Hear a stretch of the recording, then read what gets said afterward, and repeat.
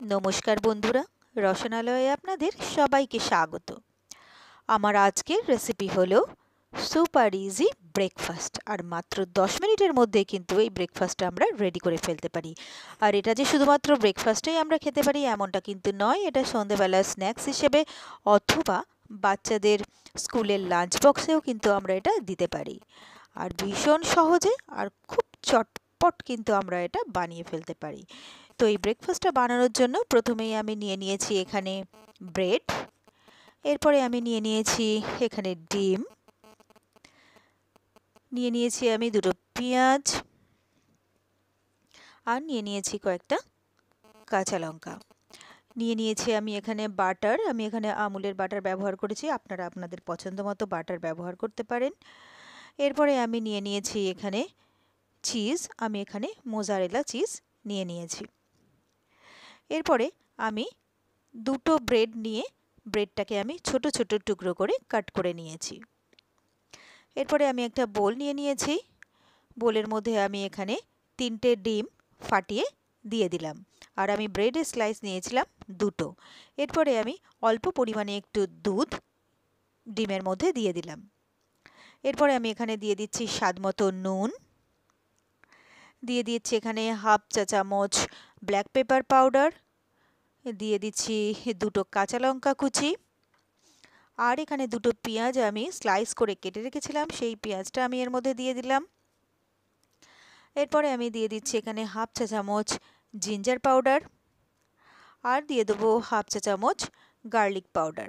এখানে আপনাদের যদি জিঞ্জার পাউডার বা গার্লিক পাউডার না থাকে সেক্ষেত্রে কিন্তু আপনারা এখানে জিঞ্জার গার্লিকের পেস্টও ব্যবহার করতে পারেন। আর এখানে দিয়ে দিলাম আমি 1 চা চামচ অরিগ্যানো। এইবারে এই সবটাকে ভালো করে মিশিয়ে ডিমটাকে ভালোভাবে আমি ফেটিয়ে নিচ্ছি। তো ডিমটাকে ভালোভাবে ফেটিয়ে নিলাম। এরপরে যে দুটো ব্রেড আমি ছোট ছোট টুকরো করে কেটে রেখেছিলাম সেই দুটো ব্রেড আমি এর মধ্যে দিয়ে দিলাম।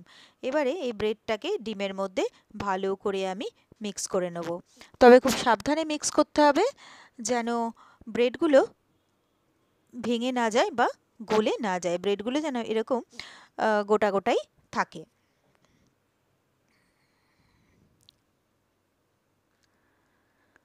তো এটাকে আমি ভালোভাবে মিক্স করে রেখে দিলাম।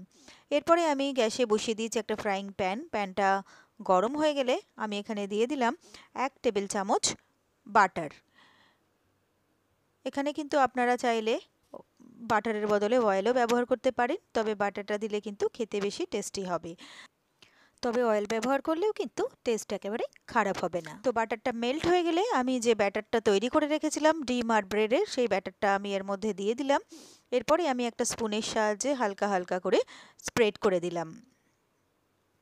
এরপরে 1 থেকে 1.5 মিনিটের জন্য আমি একটা লিড দিয়ে দিলাম। তো মিনিট 1.5 পরে আমি লিডটাকে ওপেন করলাম।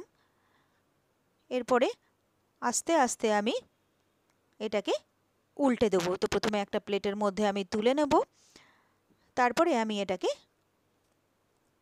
আবার প্যানের মধ্যে দিয়ে দিলাম। এইবারে একটা স্প্যাচুলা দিয়ে হালকা হালকা আমি প্রেস করে দিচ্ছি।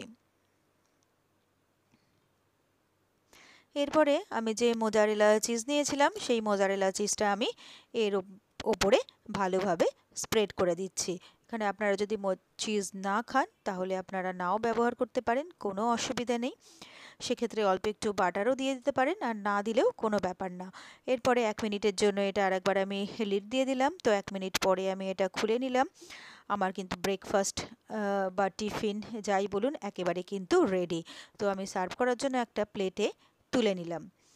এরপরে আমি একটা নাইফ দিয়ে এটা কেটে নিচ্ছি। দেখুন ভীষণ সফট কিন্তু এই ব্রেকফাস্টটা আমার রেডি হয়ে গেছে।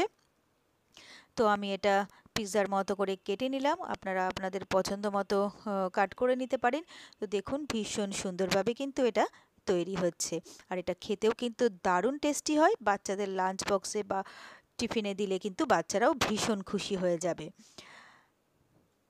তো এটা আমার রেডি, এবারে আমি এটা সার্ভ করে দিলাম।